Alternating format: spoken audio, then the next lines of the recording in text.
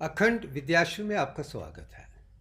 The first institute impeccable wisdom कहिए जो अखंडता का पहला प्रतीक है। अब हम कहीं ना कहीं एक नया महाग्रंथ शुरू करने वाले हैं कि सृष्टि का निर्माण शुरू से कैसे हुआ था और आज तक कैसे पहुंचे हैं।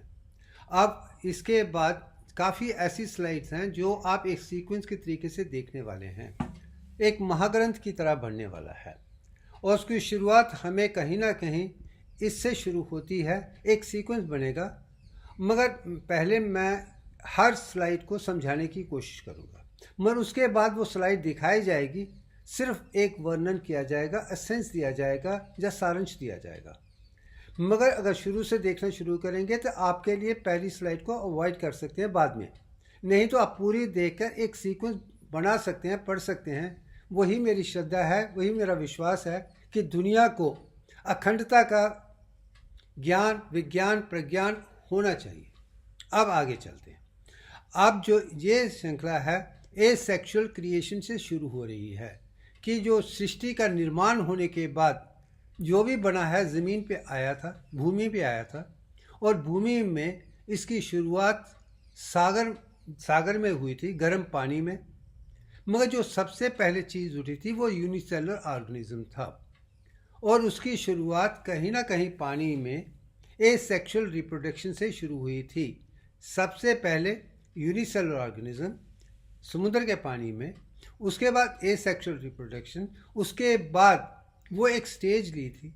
उनके बाद ही उसमें फ्लावर आए थे, फूल आए थे, फूलों में फल आए थे, फल में बीज आए थे, उसके बाद बीज के बाद ही मेल और फीमेल दो किस्म के बीज होने के कारण फिर आगे सेक्सुअल रिप्रोडक्शन हुई थी। तो क्योंकि शुरुआत एसेक्सुअल से है तो हम यहाँ से शुरू करेंगे और यहाँ पे मैं दो ही पिक्चर डाली हैं। ऊपर आप देख सकते हैं बनाना है, केला है और तीसरे ऑनियन है, वो अब नीचे देख रहे हैं। अब दोनों में मैंने इसलिए शुरू किया है कि दोनों में ही 10 लेयर्स ही नज़र आती हैं। मैं ये दिखाना चाहता हूँ कि जो सेल ऑर्गेनिज्म था वो 22x21 से था और हर की स्टेज 10 स्टेज तक जो बनी है अब वहाँ से शुरू करके ब्रह्मा और विष्णु के आधार से शुरू हो रहे हैं। आगे शिव जी तक कैसे जाएंगे मैं बाद में समझाने की कोशिश करूँगा, मगर शुरुआत में एसेक्सुअल क्रिएशन जो बनाना और ऑनियन में 10 स्टेज तक दिखा जाता है वो कहीं ना कहीं ब्रह्मा और विष्णु जी के साथ जुड़ा हुआ है। वो ज्ञान, विज्ञान, प्रज्ञान मुझे मिला था जो शुरू में ही मुझे मिल गया था, मगर शिव जी तक पहुंचने के लिए मुझे बहुत समय लगा था। मगर वहां तक जाने के लिए हमें पूरी सृष्टि को बाद में समझने की कोशिश करेंगे।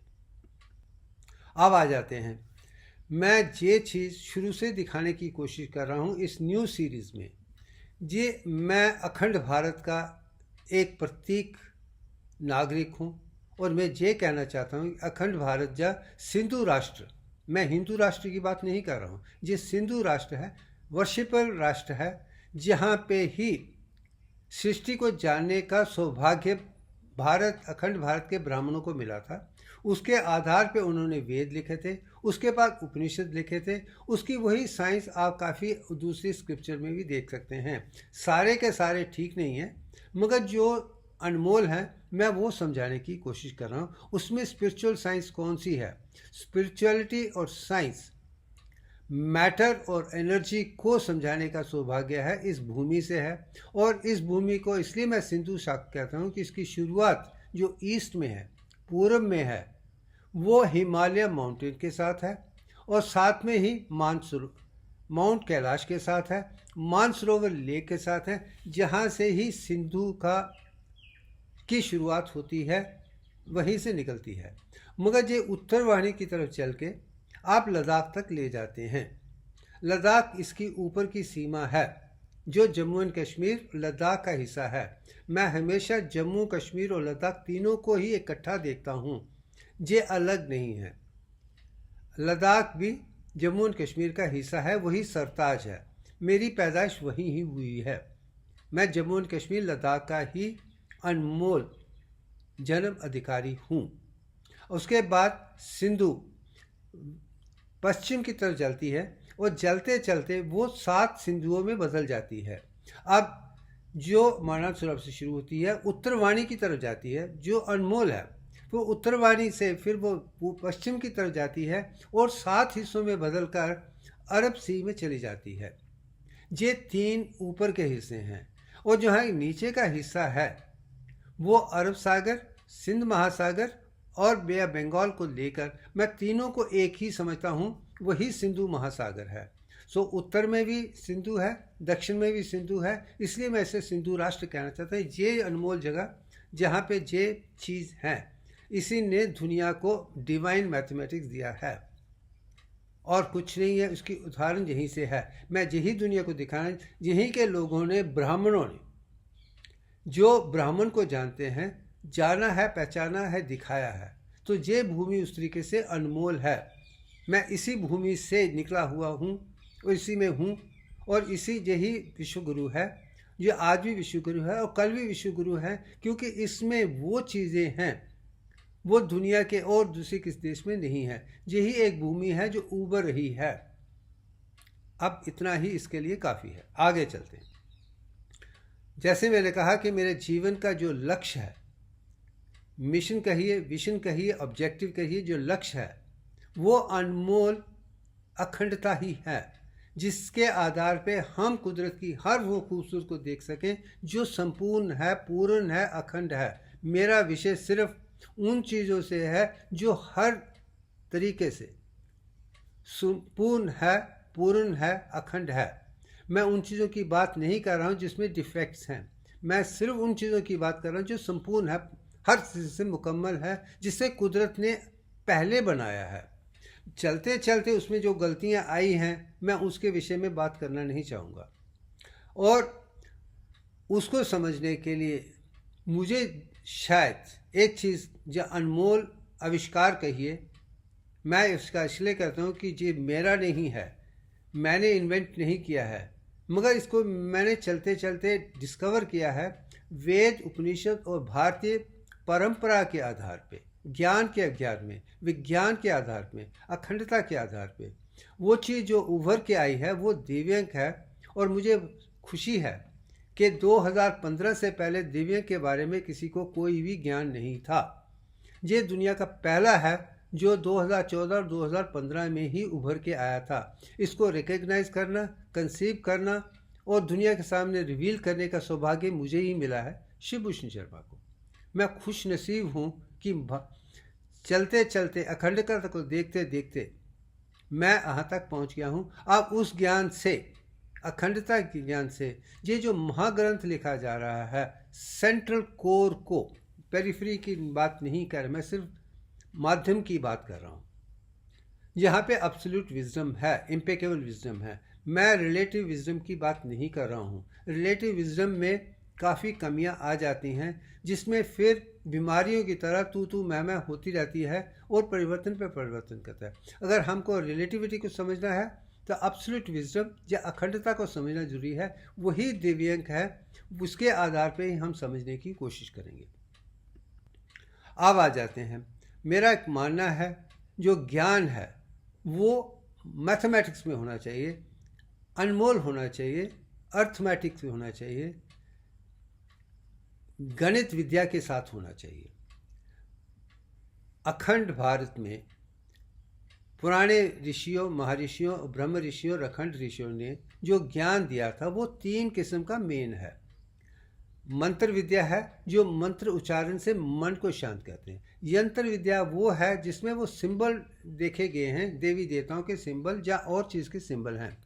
और तंत्र विद्या वो है जो ह्यूमन बॉडी और सोलर सिस्टम की स्ट्रक्चर की बात है, तन की बात है, जिसमें ब्रह्मांड भी है, पिंडांड भी है और हर चीज़ है।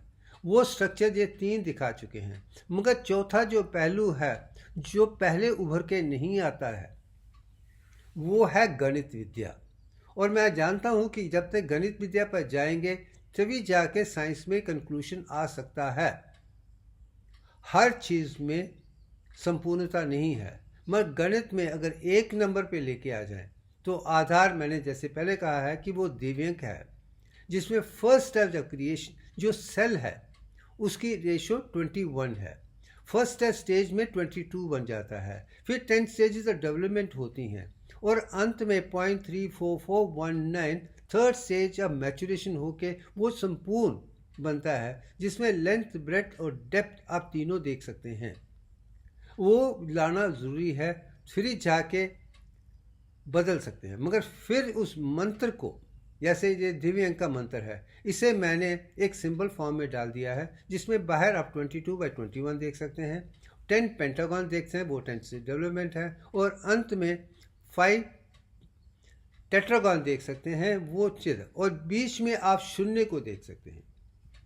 अंदर का शून्य, बाहर के शून्य, फिर उसमें एवोल्यूशन के जो स्टेज हैं 22/21, वो सब इसी में हैं।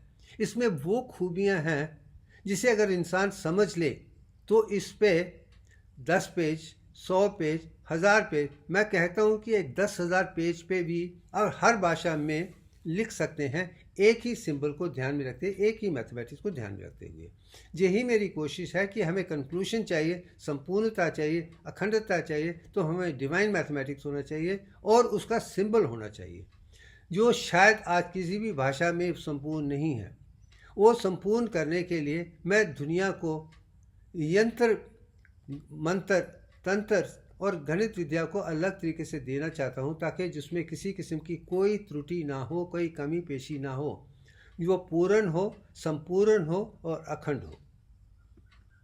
अब आ जाते हैं, ये एक ऐसा सिंबल है जो मैंने 1995 में अंतरात्मा के माध्यम से, कुंडलिनी के माध्यम से बनाना शुरू किया, जो उसके सेंटर का हिस्सा है।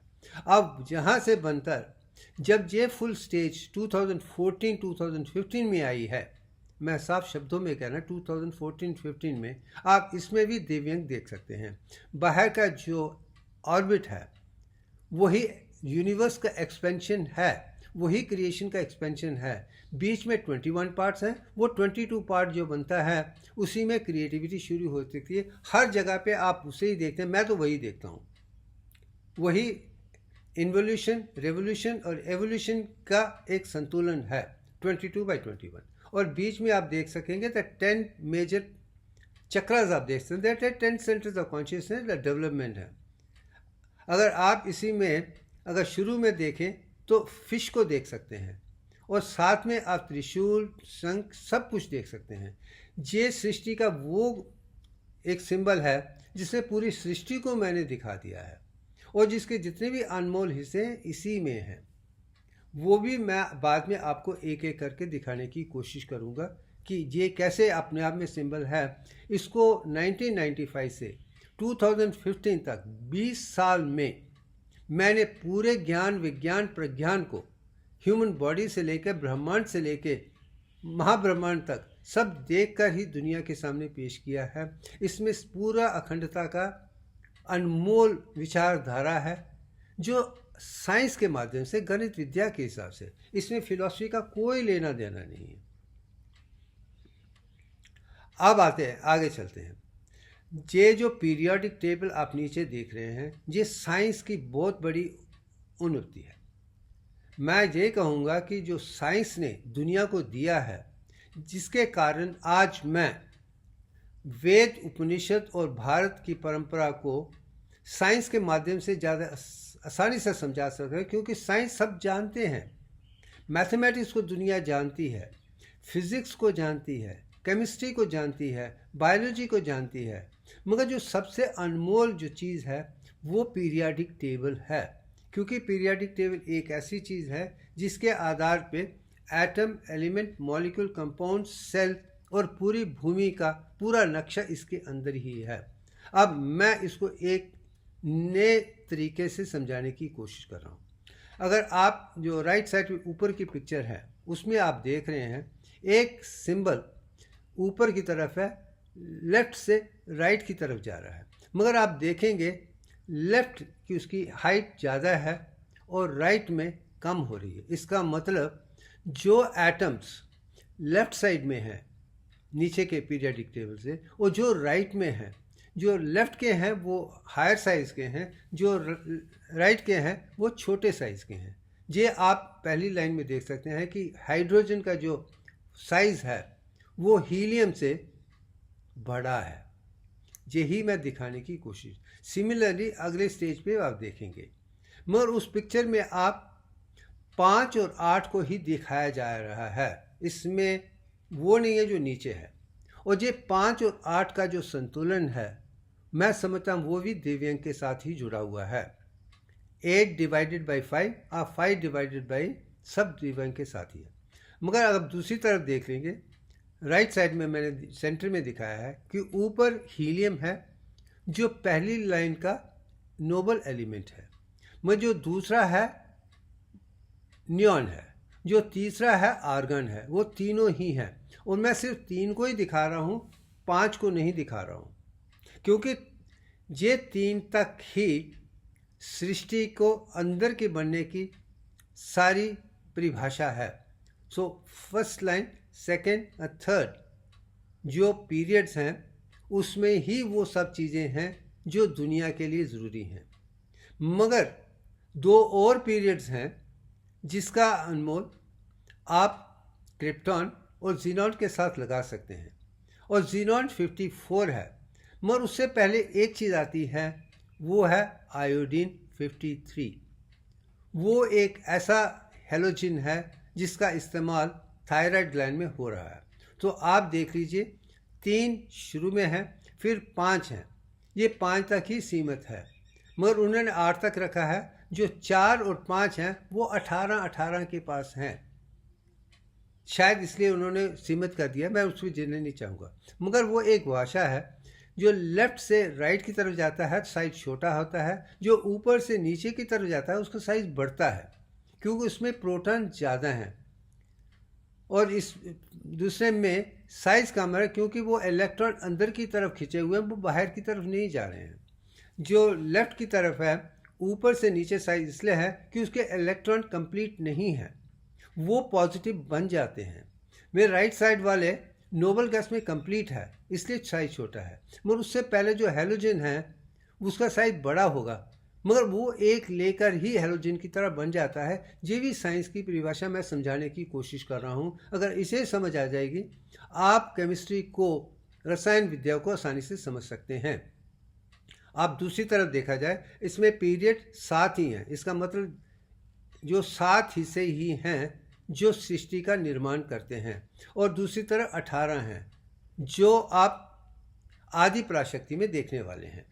आप इस ज्ञान में आप देखिए एक पिक्चर है, मगर उसके अंदर से मैंने इतनी इन्फॉर्मेशन आपको दी है शायद किसी ने इस तरीके से नहीं देखा है। मगर मैं जानता हूँ दिव्यांग के कारण ही मैं इसे आसानी से, जब भारत की पुरानी गणित विद्या, यंत्र विद्या, मंत्र विद्या, तंत्र विद्या के आधार पर मैं आसानी से समझकर साइंस के माध्यम से कोर को समझाने की कोशिश आसानी कर रहा हूँ, क्योंकि दोनों ही मेरे लिए अनमोल हैं। वेद भी अनमोल है, उपनिषद अनमोल है, और मॉडर्न साइंस भी अनमोल है। मगर मॉडर्न साइंस की एक चीज़ है, जिसके जो मैथमेटिकल कंसेप्ट हैं जो मैन मेड हैं वो डिफेक्टिव हैं। मगर परंपरा अच्छी है, विचार यही है कि हमें सत्य के साथ जाना है। उसको मैं साइंस को सत्य की खोज में लाता हूँ, एवोल्यूशन है। वो दिव्यांग वो एवोल्यूशन को कंप्लीट कर देता है जो दूसरे नहीं कर पाए हैं, क्योंकि उन्होंने मैथमेटिक्स में समझने की कोशिश की थी जिससे गलतियाँ हैं, इसलिए शायद नोबेल लॉरिएट भी देते हैं। मगर दूसरा आदमी आके कहता है ये गलत है, और यही चीज़ मैं इसमें भी दिखाने की कोशिश करूँगा आगे चलते हुए। अब आ जाते हैं कि जब मैं इतना ही जानता हूँ कि हम सब अनमोल रत्न हैं, मैं हर मानव को अनमोल रत्न मानता हूँ। हमें वो सारी क्षमता है जो कुदरत की है। हम हर तरीके से मैक्रोकॉस्मिक रिप्रेजेंटेशन अब तो माइक्रोकॉस्मिक लेवल के हैं। जो सृष्टि का मैक्रो है वो माइक्रो लेवल में हम में है। मगर इसमें जो प्राइम ऑब्जेक्टिव ह्यूमन बीइंग के हैं, जो मैंने इस परंपरा में शुरू किया था अखंड पुरुष के नाम से, वो सबसे पहले ये है कि हमें परफेक्ट फिजिकल हेल्थ का होना ज़रूरी है, इसलिए ये पहला हिस्सा है। दूसरा, हमें किसी किस्म की कोई बीमारी नहीं आनी चाहिए, और तीसरा, हमें इमोशनल स्टेबिलिटी होनी चाहिए। हम इंसान, हर इंसान को हर चीज़ को अपना ही समझे, अपने से अलग मत समझे। वो इमोशनल स्टेबिलिटी बहुत ज़रूरी है। हम जब तक एक दूसरे को गलत समझेंगे, सृष्टि को गलत समझेंगे, हम सृष्टि का हिस्सा नहीं बन सकते हैं। हम परिवार हो सकता है, मैं हूँ, मेरा परिवार है, हाँ उनकी देखभाल करना मेरा धर्म है, मगर उनको ठीक करते करते दूसरों को नुकसान ना होना चाहिए, वो ज़रूरी है। वही इमोशनल स्टेबिलिटी लाता है। जो सबको एक बराबर देता है वो कभी भी असत्य नहीं कर पाएगा। इसलिए मैंने इमोशनल स्टेबिलिटी को सबसे पहले माइंड में डाला है। उसके बाद मटेरियल वेल्थ और प्रॉस्पेरिटी ऐसी होनी चाहिए कि आप सिर्फ सूर्य भगवान की तरह देना सीखें, लेने की कोनो आवश्यकता नहीं है। और मैं जानता हूँ जो कर्म योगी है, जिसमें ज्ञान योगी है, उसके पास सरस्वती ब्रह्मा है, तो विष्णु भगवान और लक्ष्मी का आना अनिवार्य है, पक्का आएगा, क्योंकि ज्ञान से ही परंपरा जुड़ी है, उसके ही प्रॉस्पेरिटी आती है। इसलिए शायद मैं एक स्टेटमेंट दिखाऊंगा आगे चलते हुए। इसके लिए राइट एजुकेशन और नॉलेज का होना ज़रूरी है। अगर हमारा ज्ञान, विज्ञान, प्रज्ञान अखंडता के साथ है, फिर ही हम ज्ञान योगी हो सकते हैं, फिर ही हम विज्ञानी हो सकते हैं। इसके आधार पे ही हम प्रॉस्पर भी हो सकते हैं, धनवान हो सकते हैं। आगे जब तक कि हमको इम्पेकेबल विजडम नहीं आती है, तब तक हमें रुकना नहीं है। यही एक मानव का परम धर्म होना चाहिए। तर्क वितर्क करते हुए विचार से अनमोल विचार तक जाना या दिव्यांग तक जाना ही एक मानव की कोशिश होनी चाहिए। शायद मैं वो परफेक्ट ढूंढते ढूंढते दिव्य तक पहुंच गया हूं, मगर अब मैं दे रहा हूं, तो अब इसके आधार पे अब इससे आगे भी बढ़ सकते हैं। दूसरा, हर इंसान में इमोशनल स्टेबिलिटी के तहत जो भी धर्म दिखाने की कोशिश कर रहे हैं कि हर धर्म का लक्ष्य एक ही था, सबको यूनाइट करना है, रेलीगेट करना है।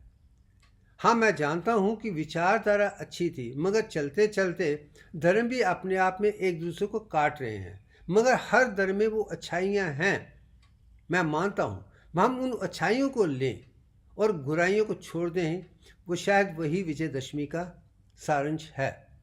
और हम एक सोशल एनिमल हैं और हमें लोक पालन की तरह बनाया गया है, और हमें सृष्टि के हर चीज़ को देखना हमारा धर्म है। तो वो चीज़ जो है सोशल हेल्थ को उभार के लाती है। और साथ में जो सृष्टि ने बनाया है, जो एनलाइटनमेंट है, एम्पावरमेंट, उसे देखें। जब उसे देख पाएंगे तो हम अपने आप में सच्चित आनंद का अनुभव कर पाएंगे। हम हर तरीके से सुरक्षित होंगे, हमारा जीवन बहुत लाभदायक होगा, हम कभी भी ठीक ठाक। ये जो विचारधारा है, यही मैं दुनिया को दिखाना चाहता हूँ कि आज मैं एक्सप्लेन कर रहा हूँ। इसके बाद सिर्फ प्राइम ऑब्जेक्टिव को कहूँगा। फिर अब आशा करता हूँ कि तब तक आप इसे याद रखेंगे, नहीं तो आप उसे स्टॉप करके पूरा पढ़ लीजिए, आगे जाइए। आगे चलते हैं कि हम क्यों फेल होते हैं। मेरा एक मानना है कि लोग बीमारियों से छुट्टी पाना भी नामुमकिन कर पाते हैं। क्यों? मेरा एक ही मानना है कि हम लोगों में ज्ञान नहीं है, इग्नोरेंस है, अज्ञानी हैं। जो अज्ञानी है वो किसी चीज़ को समझ नहीं पाएगा। दूसरा, हम में तमस है, इनर्शिया है, हम समझने की कोशिश भी नहीं करते हैं। हम भूल जाते हैं कि हमें कुदरत के बनाया है दुनिया का लोक पालन के लिए। सो ज्ञान का, कर्म का, विज्ञान का, प्रज्ञान का, सब चीज़ों का होना हमारे लिए, क्योंकि हम और सृष्टि एक जैसे ही हैं। वो जो आ जाएगा तो आगे ज्ञान अच्छा हो जाएगा। अब इसके आधार पे जो गलतियां हैं उसे ठीक करने का सौभाग्य ही मुझे मिल रहा है। अब जो भी नॉलेज है जो गलत है वो दिखाना मेरा काम है कि ये गलत है। अब क्यों गलत है, फिर क्या ठीक है, मैं वही दिखाने की कोशिश करूँगा। और दूसरी यही है कि जो परफेक्ट ह्यूमन एनाटॉमी है उसके बारे में कोई वर्णन नहीं करता है, परफेक्ट फिजियोलॉजी की वर्णन नहीं करता है, परफेक्ट बायोकेमिस्ट्री की बात नहीं होती है, परफेक्ट साइकोलॉजी की बात नहीं होती है। हम कहीं ना कहीं गलत चीज़ों को ही पढ़ाने की कोशिश कर रहे हैं, और मेरा यही सौभाग्य रहेगा आप इसके माध्यम से हम वो चीज़ें दिखाएंगे जिसका मैंने समझा है, जाना है, वो दिव्य के आधार पर सिंबॉलिक में परफेक्ट है, वही दिखाने की कोशिश करूँगा, जिसके आधार पर मैं अपने आप में एजिंग को भी रिवर्स कर पा रहा हूँ। क्योंकि जो ज्ञान को इस्तेमाल करके उसके आधार पे जो मैंने दुनिया को दिया है वो अपने आप में अनमोल है। अब वही अनमोल विचारधारा ही दुनिया के सामने मैं इम्पेकेबल विजडम की तरह दिखाने की कोशिश कर रहा हूँ। यही एक आधार है, इसे भी आप समझ लीजिए, ध्यान में रख लीजिए। आगे मैं सिर्फ रीज़न बताऊंगा, पूरी डिटेल नहीं दिखाऊंगी, नहीं तो बहुत लंबा हो जाएगा, इसलिए मैं आज इसको समझाने की कोशिश कर रहा हूँ। अब आ जाते हैं कि कौन सी चीज़ें ऐसी हैं जिन्होंने मेरा परिवर्तन किया है। एक स्टेटमेंट जो है गीता में है, कर्मण्येवाधिकारे मा फलेषु कदाचन, जिसका अर्थ ये है जो भी काम आपको करना है अपना कर्म करते जाइए, फल की चेष्टा कभी मत कीजिए। मगर आज मैं दुनिया में देखता हूँ कि हर इंसान पहले फल को सोचता है फिर ही कर्म करता है, अपना कर्म बिना फल के करते ही नहीं है। और मैं बचपन से लेकर आज तक जो भी काम करता हूँ वो सीखने के लिए करता हूँ, फल के लिए नहीं। और मुझे पता है अगर कर्म अच्छे होंगे हमारा फल अच्छा होगा। अगर कर्म धर्म के साथ जुड़ा हुआ है, परफेक्ट है, तो हम धर्म अर्थ काम मोक्ष को भी समझ पाएंगे, धर्म कर्म प्रज्ञान अखंडता को भी ले पाएंगे। और अपने आप में अगर हम विचार के साथ काम करेंगे, शुद्ध काम करेंगे, निष्कर्म करेंगे, हमको विज्ञान की प्रज्ञान और अखंडता मिल जाएगी। यही ये चीज़ है, वही चीज़ मैं इस पिक्चर में देखता हूँ कि जो 5 सेंसेस हैं, रथ है हमारी जीवन है, जो अंतरात्मा है वो अर्जुन की तरफ है, जो यूनिवर्सल कॉन्शियसनेस है परमात्मा है वही कृष्ण भगवान है। ये तीनों ही संपूर्ण जब हो जाएंगे वही त्रेत प्रविद्या का आधार है। जब तीनों मिल जाएंगे आपको पूरी सृष्टि का ज्ञान हो जाएगा अपने जिस्म के अंदर। आप जो अंदर में ही महसूस कर पाएंगे अंतर योग के माध्यम से, फिर ही आपको ज्ञान होगा, क्योंकि अनुभव करना जिस्म के अंदर ज़रूरी है, बाहर विचारों से कुछ नहीं होने वाला है। और इसलिए मैं ये कहता हूँ कि आपका गुरु कोई दूसरा नहीं है, आपकी अंतरात्मा ही आपकी गुरु है, वही आपको पूरा अनुभव दे देगी, चाहे वो हीलियम हो, आदिति हो, या गॉडेस गायत्री नियॉन हो, या आदि पराशक्ति आर्गन हो। ये तीनों के तीनों आपके अंदर पूरा ज्ञान आपको जिस्म का भी दे देंगी, भूमि का भी दे देंगी, सोलर सिस्टम का भी दे देंगी, स्पायरल गैलेक्सी का भी दे देंगी, महाब्रह्मांड का भी मिल जाएगा। शायद मैं अंदर से ही इस पूरी दुनिया को देख पा रहा हूँ। मैं वो 10 डायमेंशन अपनी आंख में देख सकता हूँ जो दूसरे 3 को भी देखना नामुमकिन समझते हैं। इसलिए ये पिक्चर भी मेरे लिए बड़ी अनमोल है, मैं इसे ही समझाने की कोशिश कर रहा हूँ। अब आगे चलते हैं।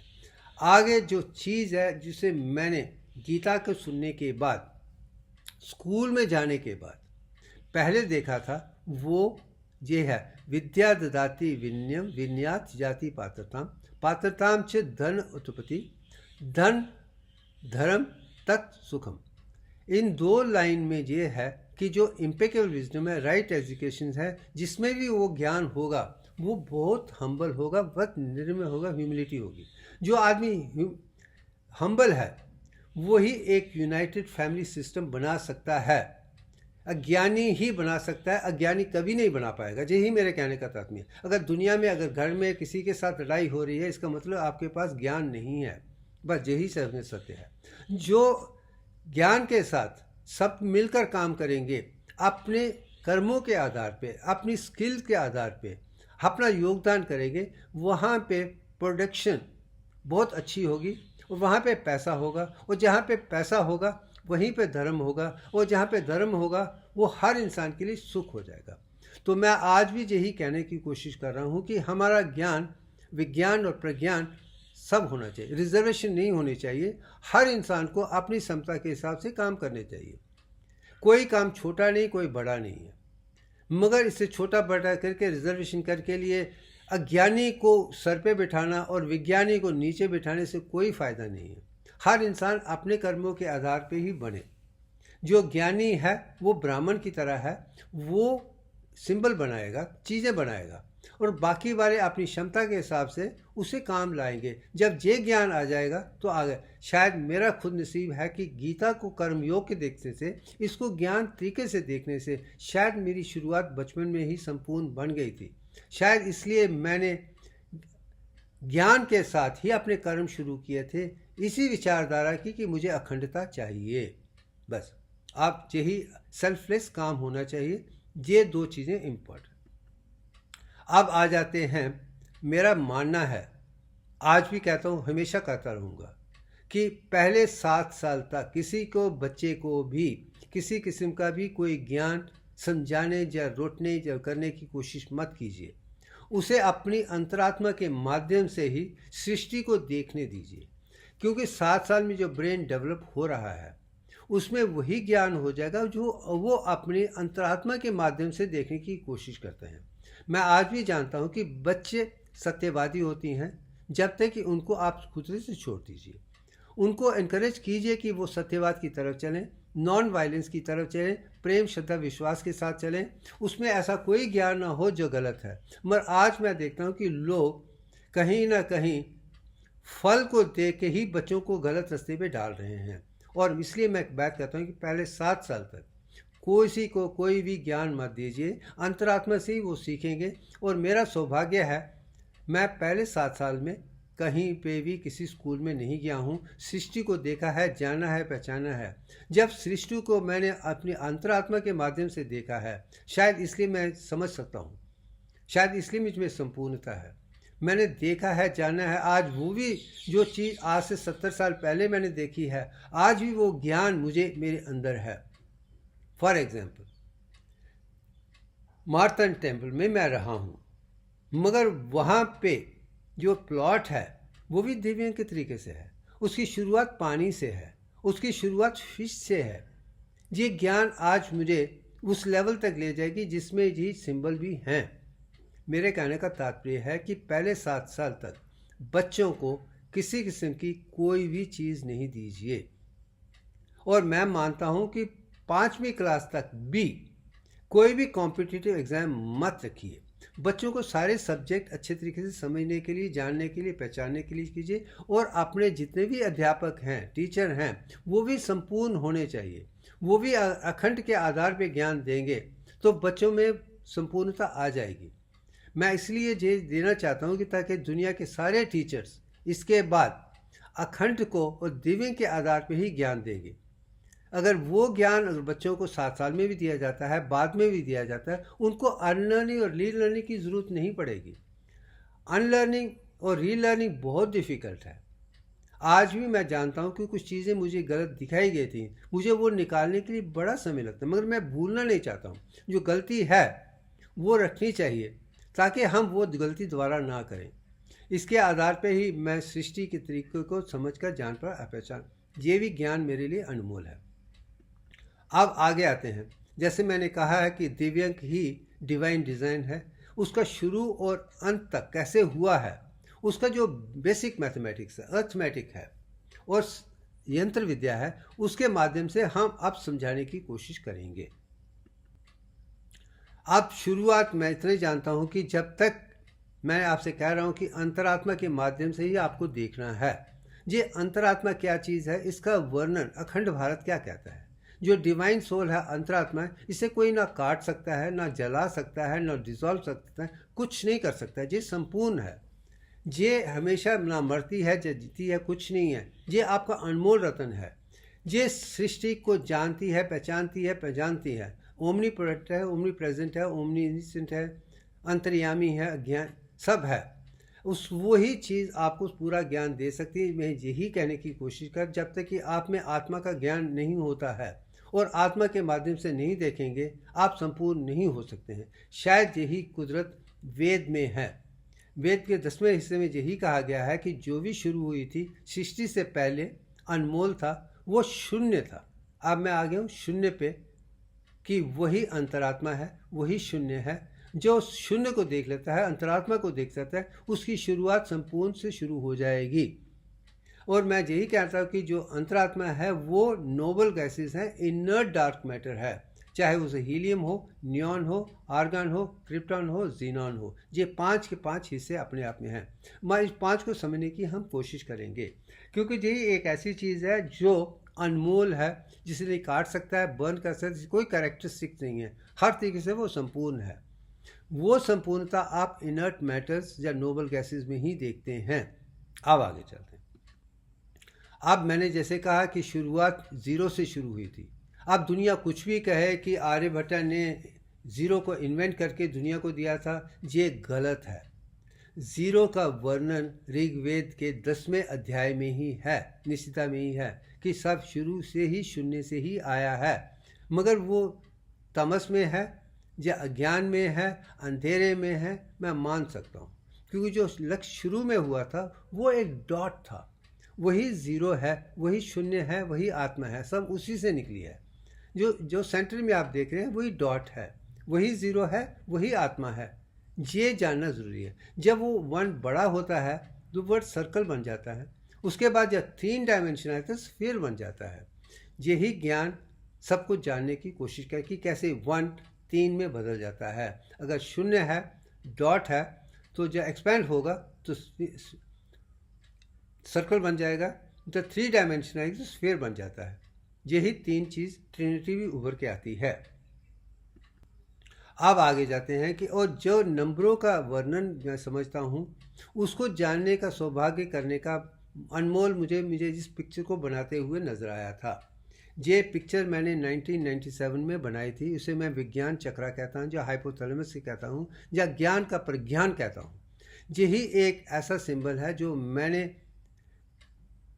शुरू बनाने के बाद अंतरात्मा से जुड़कर, अंतरात्मा ने जिस तरीके से मुझे ये सिंबल समझाया था, मैं समझता हूँ कि हर इंसान अगर जिस सिंबल को समझे तो वो ज्ञानी बन जाएगा।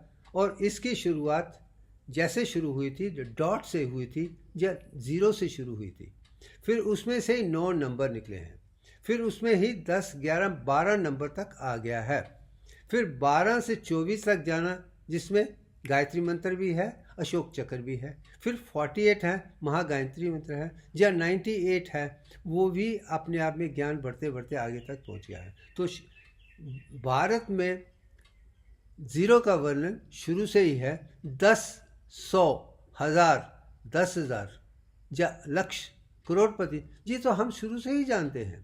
ये हमने ज्ञान था, मगर किसी ने उसको दिखाने की कोशिश नहीं है। ये अफसोस की बात है कि वेस्ट को ज्ञान नहीं था। जब उन्होंने नहीं था, ढूंढते ढूंढते उनको लगा कि आर्यभट्ट ने इन्वेंट करके दे दिया। वो मिसकंसेप्शन है, मगर हम शुरू से ही जानते हैं, और इसी के आधार पर ही एस्ट्रोनॉमी, एस्ट्रोलॉजी और बाकी चीज़ें ही बनी हुई हैं जो संपूर्ण हैं। अब आगे चलते हैं। अब हम ओरिजिन की बात करते हैं कि जो सृष्टि का निर्माण कैसे हुआ था।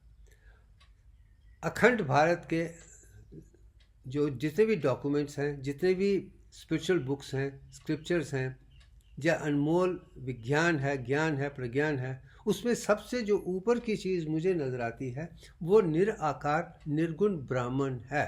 इसका वर्णन मैं बार बार करता हूँ। ये भारत की यही है कि भारत निराकार, फॉर्मलेस, निर्गुण, क्वालिटीलेस ब्राह्मण को जानता है। जो निरंकार निर्गुण ब्राह्मण को जानता है वही ब्राह्मण है, बाकी ब्राह्मण नहीं है। वो जिसको जानता है, पहचानता है, वही ब्राह्मण है। नहीं तो जन्म से ब्राह्मण से कोई ब्राह्मण नहीं बनता है, और हर इंसान पैदाइशी ब्राह्मण ही है अगर वो कुदरत के साथ जुड़ जाएगा, कहीं पे भी हो, यही जीवन कर सकता है। जो पहला है formless, omnipotent, omniscient, omnipresent, universal consciousness है, वो यही है। और मेरा मानना है ये इनर्ट मैटर जीनॉन है, मगर ये मोस्ट अनस्टेबल इनर्ट मैटर है, जिसे साइंस भी कभी भी इसे प्रत्यक्ष तरीके से हमेशा के लिए नहीं बना के रख सकती है, क्योंकि ये फॉर्मलेस है। तो xenon most unstable inert matter है, वही निरंकार निर्गुण ब्राह्मण है। अब आपने उसको साइंस के माध्यम से देख लिया।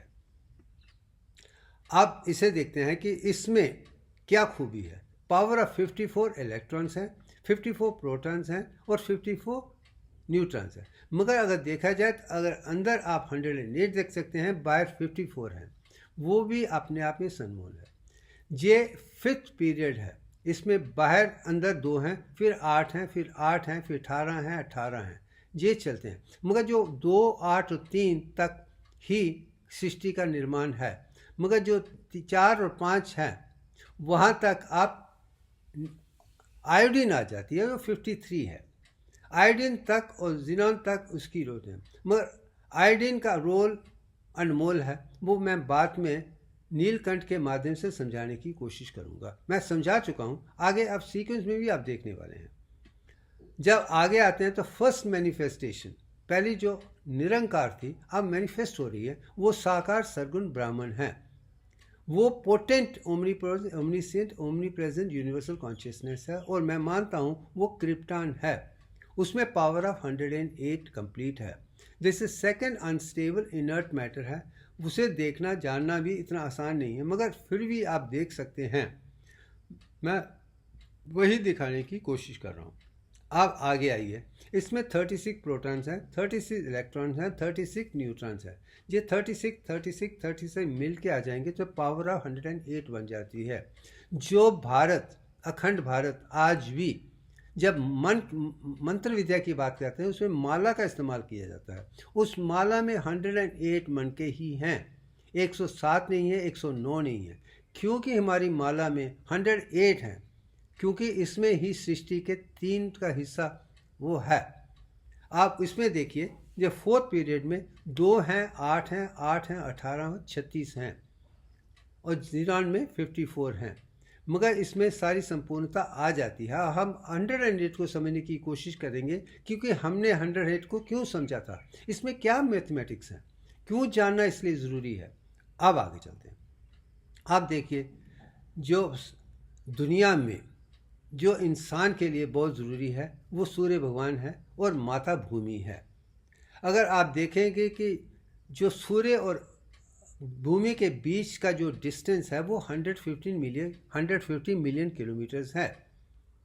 अब डायमीटर ऑफ जो सन है 1.314 मिलियन किलोमीटर्स है। अगर आप 150 को 1.319 से डिवाइड करेंगे तो जो नंबर उभर के आता है 108 उभर के आता है। और इसका ये मतलब है कि सूरज और भूमि के बीच में 108 सूरज फिट हो सकते हैं। ये इत्तेफाक नहीं है, ये कुदरत की देन है। शायद ये हमारे ऋषियों ने जाना था, पहचाना था, इसलिए 108 को उन्होंने माना था।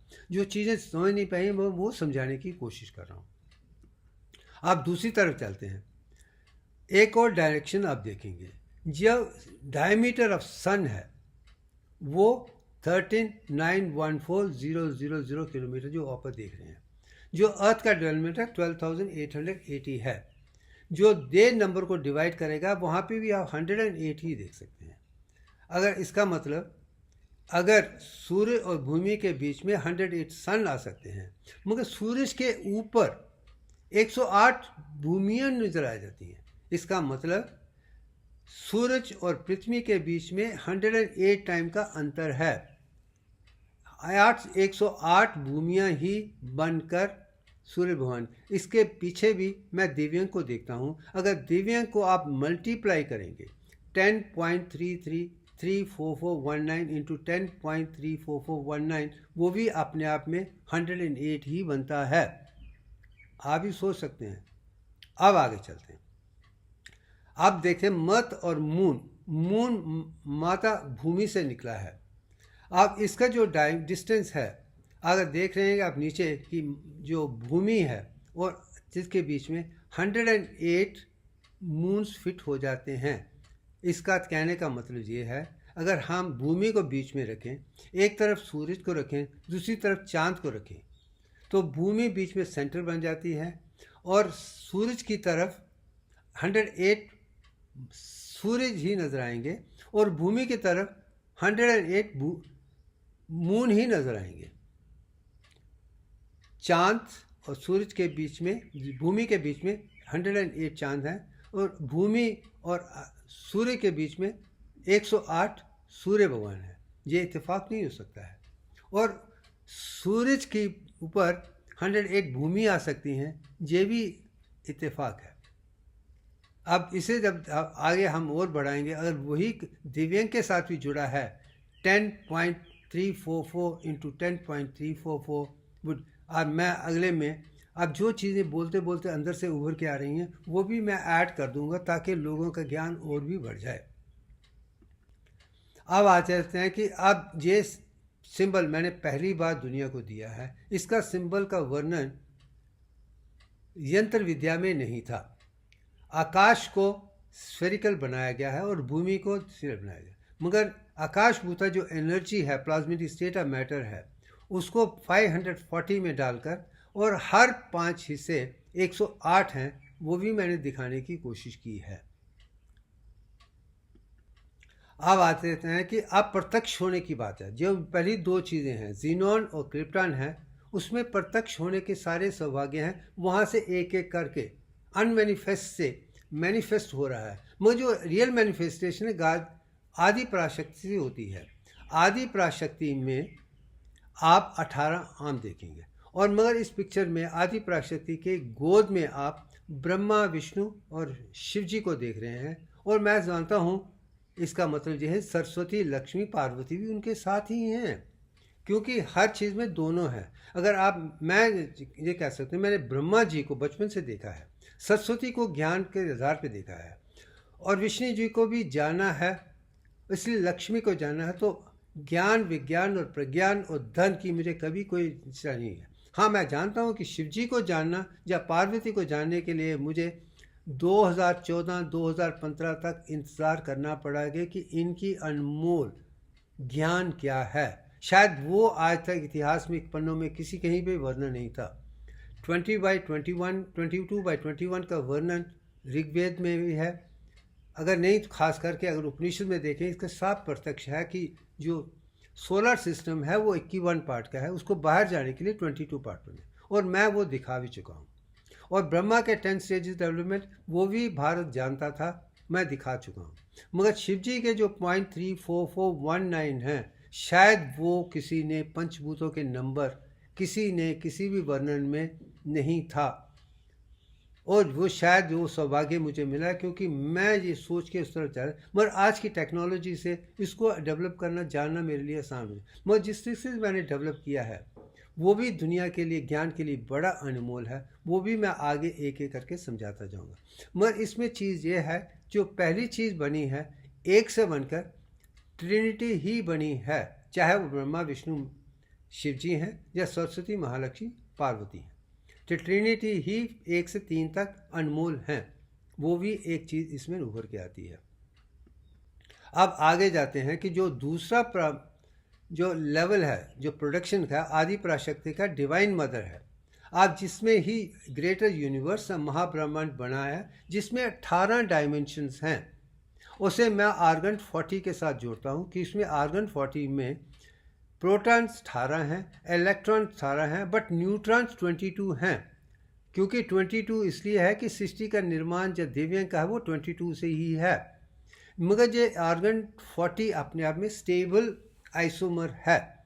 मैं यही बता, ये थर्ड पावर ऑफ मैनिफेस्टेशन है, जहाँ से शुरू हो जाता है unmanifested to potential to manifestation, तब आ गया है। अब आगे चलते हैं। इसी चीज़ को दक्षिण भारत ने नटराजा सेंट में आसानी से दिखाया गया, मगर इसमें जो चीज़ है वो 18 रोशनी हैं, बाहर 17 हैं और एक हाथ में 18 है। ये ज्ञान मैं चाहता हूँ कि हमारे जितने भी सिंबल्स हैं वो संपूर्णता के साथ होने चाहिए।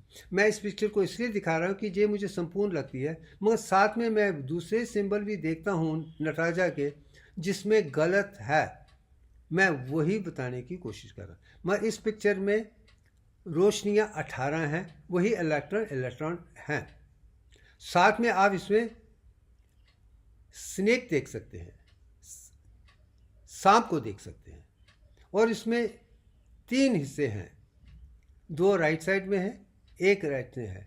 वो सांप भी अपने आप में ईड़ा, पिंगला, सुषमा को दिखाने की कोशिश करते हैं। और यही चीज़ आगे चलते चलते मैं समझ सकता हूँ कि आपको ज्ञान, विज्ञान, प्रज्ञान को समझने के लिए आसान हो जाता है।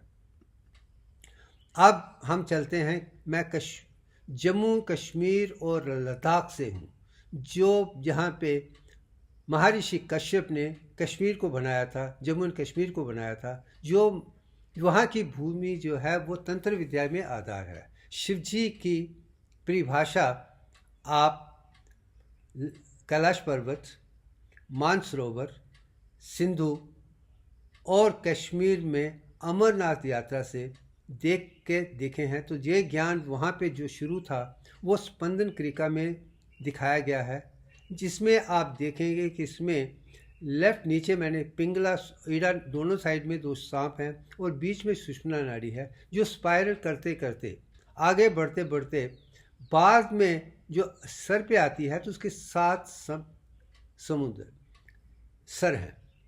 और मैं इस पे जाता हूँ कि जिस ब्रेन के न्यूकॉर्टेक्स के सेल लेवल्स को समझाने की कोशिश करें। इसमें दूसरे नंबरों का नहीं है। एक ईड़ा पिंगला सुषुम्ना 3 है, मगर बनते बनते 7 हिस्सों में बदले। यही चीज़ आप मेरे सिंबल अखंड में भी देख सकते हैं। यही सृष्टि का यही चीज़ मुझे बहुत पसंद आई थी, इसलिए मैं डाउनलोड के मैं दिखाना चाहता हूँ कि हमारे पुराने की जो कश्मीर की है वो कितने आप में संपूर्ण है। क्यों मैं लद्दाख, कश्मीर और जम्मू को सरताज की तरह देखता हूँ। ये तीनों एक ही हिस्से हैं, इनको अलग करने की कोई ज़रूरत नहीं है। यहीं से विज्ञान जो सूक्ष्म विचार वहीं से शुरू हुआ था, तंत्र विद्या वहीं से शुरू हुई। वहीं पे शिव जी ने अमरनाथ यात्रा में पार्वती को वहीं ज्ञान दिया था। यही जीवन का सत्य है। वही शायद मैंने पहले 7 साल में देखा था, शायद इसलिए मैं समझ पाया हूँ। और शायद मैंने मार्तंड में भी दिव्यांग को देखा है और फिश को देखा है, मत्स्य को देखा है। शायद मैं वर्टिबल ऑर्गेनिज्म को मत्स्य से जोड़कर जहाँ विष्णु जी के 10 अवतार मत्स्य से शुरू हुए, शायद वो भी मैं वहाँ देख चुका हूँ। और रेप्टेलियन ब्रेन को देख चुका हूँ, मैमिलियन ब्रेन को देख सकता हूँ, ह्यूमन ब्रेन को देख सकता हूँ, न्यूकॉर्टिकल ब्रेन को, क्योंकि मेरी पैदाइश ही उस भूमि से थी जहाँ पे ये है। मगर मैं इतना जानता हूँ वही ज्ञान दक्षिण भारत में भी है, वो भी मैंने बताने की कोशिश की। मेरा पूरा जीवन दक्षिण भारत में ही गुजरा है, मगर मैंने कोई अंतर महसूस नहीं किया है। अब आगे चलते हैं। जो 4th लेवल है वो गॉडेस गायत्री है, जिसमें स्पाइरल गैलेक्सी निकली है, जिसमें सोलर सिस्टम है। अब इसमें आप देख सकते हैं, इसमें नियॉन 21 को मैं मान्यता देता हूँ, जिसमें 10 प्रोटॉन्स हैं, 10 इलेक्ट्रॉन्स हैं और 11 न्यूट्रॉन्स हैं। यहीं से सृष्टि का निर्माण हुआ था स्पाइरल गैलेक्सी की तरह। मगर वहाँ पे भी स्पाइरल गैलेक्सी में 10 सन हैं। और सिमिलरली सोलर सिस्टम में भी 10 प्लैनेट्स हैं। वही चीज़ आप गायत्री पिक्चर में 10 हाथों में देख सकते हैं। मगर जो 5 हेड हैं वो पंचभूत शिव जी को दिखाते हैं, 10 हेड विष्णु जी को दिखाते हैं, जो कमल है वो ब्रह्मा जी को दिखाते हैं। अब यही चीज़ मैंने देख ली थी, जान ली थी। मुझे इसलिए ये सिंबल बड़े ज्ञान दिया है कि एक ही सिंबल में इतना ज्ञान हो सकता है, इतनी संपूर्णता हो सकती है, मैंने कभी सोचा नहीं था। मगर इसको देख के ही ज्ञान को और दूसरी तरफ समझना मेरे लिए आसान हो गया है। अब इसके आधार पे हम स्पाइरल गैलेक्सी की तरफ चलते हैं। तो इसकी जो शुरुआत हुई थी नियॉन 21 से आई थी, और नियॉन 21 जो है आर्गन 40 के फिशन से ही शुरू हुआ था, ये भी मैं दिखा चुका हूँ। अब आते हैं कि ड्यूरिंग क्रिएशन मेरे हिसाब से नियॉन 21 प्लस नियॉन 20 मिले थे। पहले वो इनर्ट मैटर था, डार्क था, मगर जब मिलने के बाद वो संपूर्ण रोशनी बन गई थी। इसलिए धर्म कहते हैं कि जो पहली चीज़ उभर के आई थी वो प्रकाश मात्र थी, ब्रिलियंट एफल्जेंसी, जो आप नियॉन 21 to 22 में देख सकते हैं। विच समय के बाद वो कम होते हुए आइसोमर नियॉन 20 तक आ गया है। और साथ में 10 स्टेजेस ऑफ इन्व्यूशन से आकाशभूता, वायुभूता, अग्निभूता, जलभूता और पृथ्वी से सूक्ष्म और स्थित के कारण 10 स्टेजेस में आके आ गया है। मगर जहाँ पे मैं एक वर्णन नीचे कर रहा हूँ कि जब क्रिएशन की गई थी तो लॉर्ड ब्रह्मा ने 1.5 साल के लिए रेस्ट लिया था, आराम किया था। और चीज़ को मैं माध्यम से देखने लगा तो मुझे नज़र आया जब स्पर्म एंड ओवम मिलते हैं, जाइगोट बनते हैं, वो 1.5 दिन के लिए आराम करते हैं, अपने आप में संतुलन लाते हैं, जिसके बाद भी जिसकी डिवीजन शुरू हो जाती है। ये इत्तेफाक नहीं है, यही चीज़ मैं दिखाने की कोशिश कर रहा हूँ कि जहाँ साइंस की जो देखा है, जो प्रज्ञान ने देखा है, जो दोनों को हम उस तरीके से दुनिया के सामने पेश करें। अब आ जाते हैं कि हम जहाँ तक कि मैं जानता हूँ पिंडांड ब्रह्मांड का एक हिस्सा है। वही चीज़ मैं बचपन में देख चुका हूँ। जैसे ऊपर 22/21 है, 10 है, यही जीवन का सत्य है। इसे ही अहम ब्रह्मास्मि कह सकते हैं कि मैं ईश्वर की तरह हूँ। मगर जो तत्वाम 80 जो वही दिव्यांग है, वो बाद में हम बात करेंगे। अब आ जाते हैं कि जब ब्रह्मा और विष्णु को सबने जान लिया था, ग्रंथों ने साफ है, मगर शिव जी को जानने के लिए मुझे 2014-15 तक इंतज़ार करना पड़ा था, जब बाद में IBM SPS वर्जन में मैं अपने दोस्त प्रोफेसर गोविंद राजू के साथ बैठ के मैंने जो नंबर उनको दिया था कि हमको 1.61803 तो जाना है। अब इसको 22/21 पावर के बाद कौन से डिजिट 5 डिजिट आएंगे उसे ढूंढने की कोशिश करते थे। 2 दिन लगे थे, मगर उसके बाद जो नंबर उभर के आया था 0.34419 है। और जे इत्तेफाक है, जे 5 के 5 नंबर अपने आप में 21 बन जाते हैं। वहीं पे आके हम दिव्यांग पे दोबारा आ गए हैं। ये बड़ी अजीब सी बात है, मगर इत्तेफाक है, मगर इसमें 5 ही पंचभूतों के नंबर भी हैं। अब आ जाते हैं कि जब सृष्टि बनी थी, ये सब आकाश में हुआ था। अब नीचे जब आए थे तो उसका वर्णन मैं समझ सकता हूँ इंद्र भगवान ने ही किया था। इसलिए मैं आज भी मानता हूँ कि इंद्र भगवान को देवी देवताओं का राजा माना जाता है। वही पानी है, वही रेन है, वही थंडर है, लाइटनिंग है। उनके माध्यम से ही अमृत नीचे आया था। तो बर इंद्र को हमें मान्यता देनी चाहिए, मगर हमें जो पुराणों में इंद्र की परिभाषा बनाई गई है वो गलत है। मैं उस चीज़ को नकारता हूँ। हम इंद्र जी को देवता का राजा समझे और पानी समझे, और पानी के आधार पे ही नीचे आया है। और जितनी भी बायोलॉजिकल लाइफ शुरू हुई थी ओशन में ही हुई थी, यूनिसेलुलर ऑर्गेनिज्म से। वो बनते बनते हम मल्टी, मगर जो पहली रिक्वायरमेंट थी वो पानी से आई थी और पानी में ही से गई है। और आज वो एक्स्ट्रा सेलुलर स्पेस जब बनकर हम पे आ जाती है, तो वो परिवर्तन आज भी मैं देखता हूँ। डिसेंट आने के बाद सागर मंथन से हम कहाँ तक पहुँचे हैं। अब आ जाते हैं सृष्टि के निर्माण की तरफ। और मेरा मानना है कि डिवाइन पीरियडिक, जैसे मैंने कहा था कि उसमें 3 जो एटम्स है बड़े इंपॉर्टेंट हैं। वो हाइड्रोजन है, कार्बन एंड ऑक्सीजन है। हाइड्रोजन को मैं सूर्य भगवान के साथ या आदित्य के साथ जोड़ देता हूँ, जो सबसे ज़्यादा अनमोल है। और जो दूसरा है हीलियम है, वो दूसरा है मैं अंतरात्मा के साथ जोड़ देता हूँ। जो तीसरा है वो ऑक्सीजन है। जो चौथा है कार्बन है। तो हाइड्रोजन, कार्बन, ऑक्सीजन 3 चीज़ें हैं, और अंतरात्मा हीलियम 4 है। जो फर्स्ट 3 इंपॉर्टेंट इनऑर्गेनिक मॉलिक्यूल्स हैं वो वाटर है, मीथेन है, कार्बन डाइऑक्साइड है। मीथेन और वाटर के 10 प्रोटॉन्स हैं और कार्बन डाइऑक्साइड के 22 हैं। ये भी मैं दिखा चुका हूँ, जहाँ पे भी आज दिव्यांग के साथ ही है, और मैं अपनी तरफ से नहीं कह रहा हूँ, यही सब। अब पानी के बारे में जो 10 प्रोटॉन्स हैं उसकी जो मात्रा 61.80 है। भूमि पे भी वही है, जिस्म में भी वही है, सेल में भी वही है। जब वो मेंटेन होगा तो हम अपने आप में संपूर्ण बन जाएंगे। ये आप आराम से पढ़ सकते हैं। अब जाते हैं कि मीथेन की तरफ। तो उसे एक कार्बन जो सेंटर में है और 4 हाइड्रोजन जबकि मानते हैं, उसमें भी 10 का ही है। तो जो सृष्टि का निर्माण मीथेन से शुरू हुआ था, ये वो गैस है जो अपने आप में अनमोल है। शायद इसलिए मैंने इसको कामधेनु के साथ भी जोड़ा है, क्योंकि कामधेनु का गोबर भी मीथेन ही है, वो गैस देता है। उसके दूध के बारे में जिक्र कर चुका हूँ।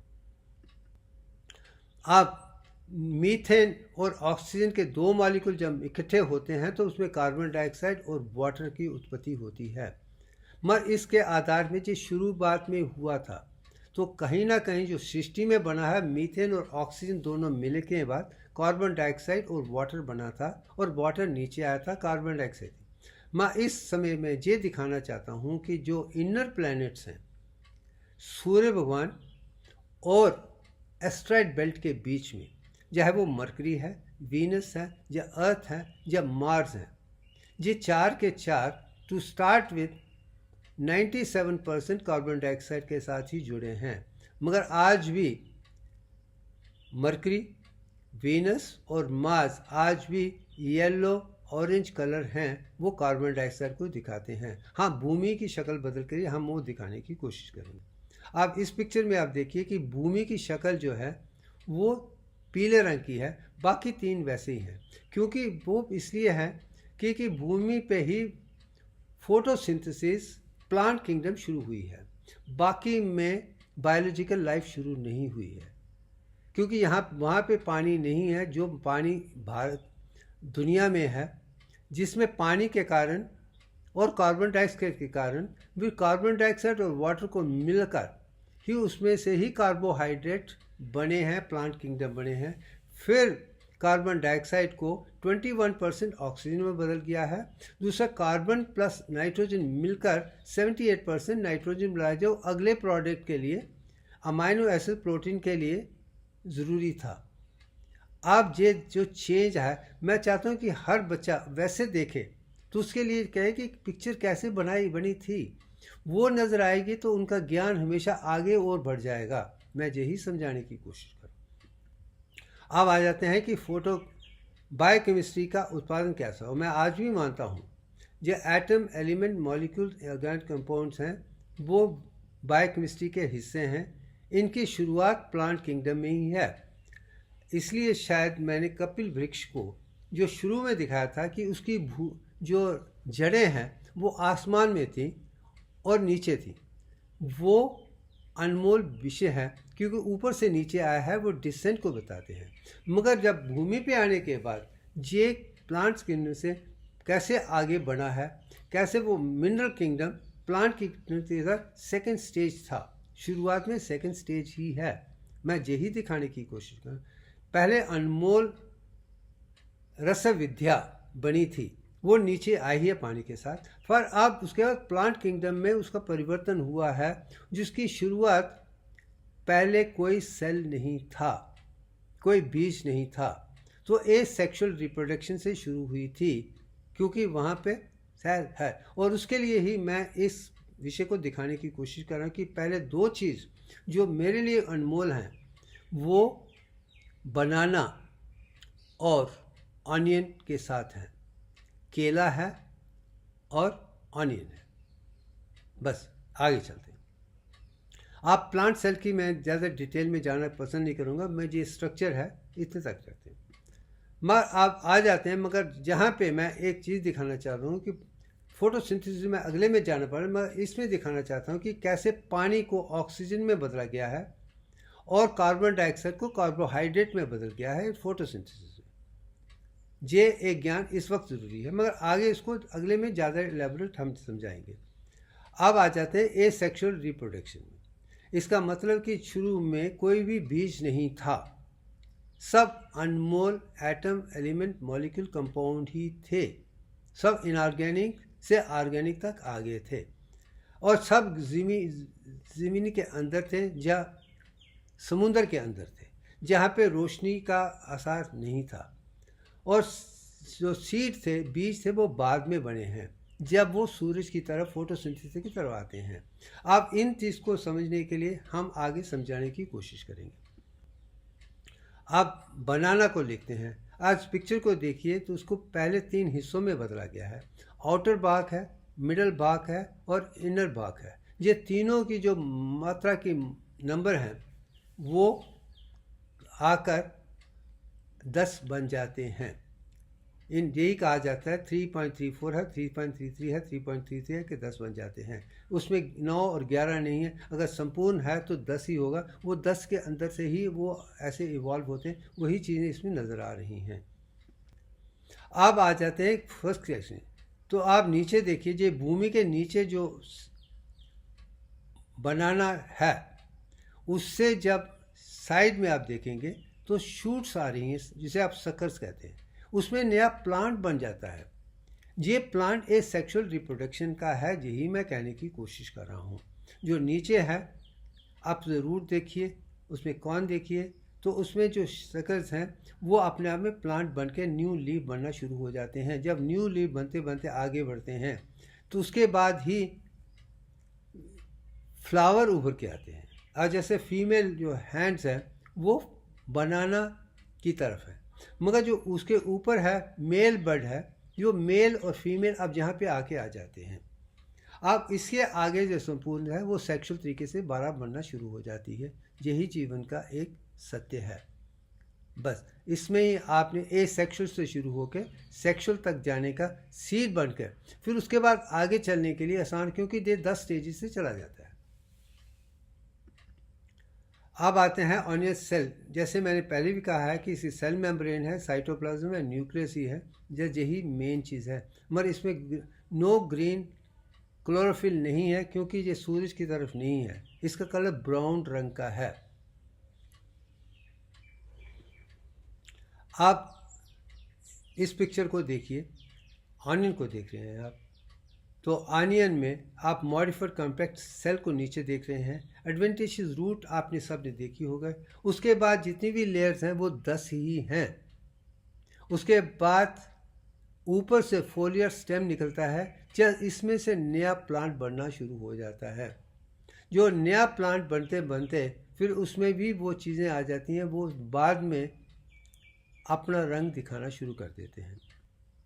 आप इस पिक्चर को देखिए, इसमें आप 10 लेयर्स ही देख सकते हैं, 9 और 11 नहीं है। ये बनाना की तरह इसमें भी ऑनियन के 10 ही लेयर्स हैं।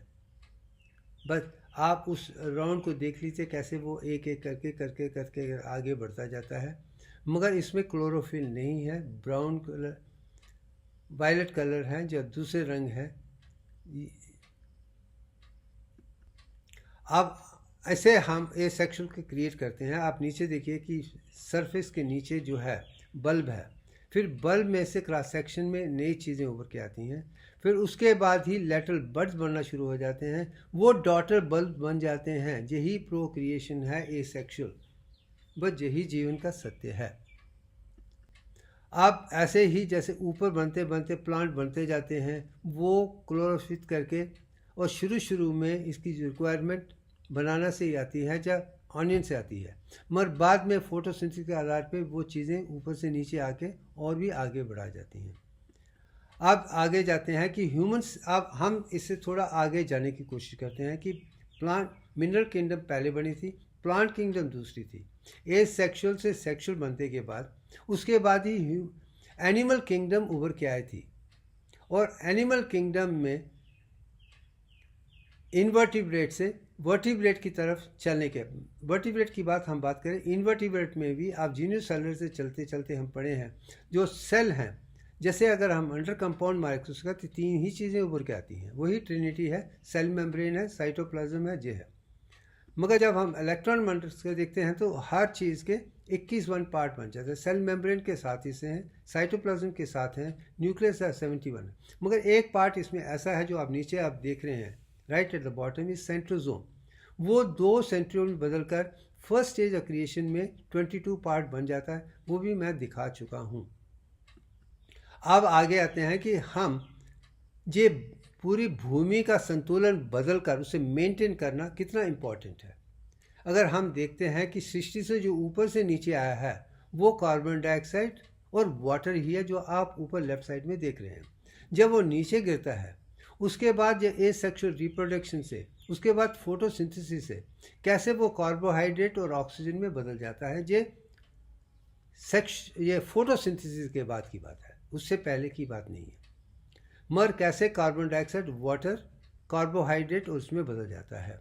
और ह्यूमन सेल्स ग्लूकोज और ऑक्सीजन को लेते हैं, वो दोबारा कार्बन डाइऑक्साइड और वाटर बन जाता है। जो कुदरत ने नीचे दिया था कार्बन डाइऑक्साइड और वाटर है, और सेल भी कार्बन डाइऑक्साइड वाटर ही दे रहे हैं। इसलिए ऊपर और नीचे में दोनों से यही चीज़ है कि आज हम कुदरत में वो बैलेंस देख रहे हैं। अब कार्बन डाइऑक्साइड वही मात्रा है जो प्रोक्रिएशन के लिए ज़रूरी है। जो शुरू में था वो बहुत ज़्यादा था, अब ऑक्सीजन बीच में आ गई है, पानी आ गया है, नाइट्रोजन आ गया है। अब ये संतुलन ही इक्विलिब्रियम को बता रहा है, यही मैं समझाने की कोशिश कर रहा हूँ। आप आके अंत में आप जहाँ पे आ गए हैं, तो इसमें आप जैसे मैंने कृष्ण पिता में ईड़ा पिंगला सुषमा को दिखाया था, वो सब चीज़ें इसी में हैं, वही इंटरट्वाइनिंग है, वही आपको जाके साथ में बदल जाता है। इसी में आप सारा वो ज्ञान देख सकते हैं, वो जी है। मगर मुझे समझ लगता है कि इतना आज के लिए काफ़ी है। थैंक यू वेरी मच, बहुत बहुत धन्यवाद।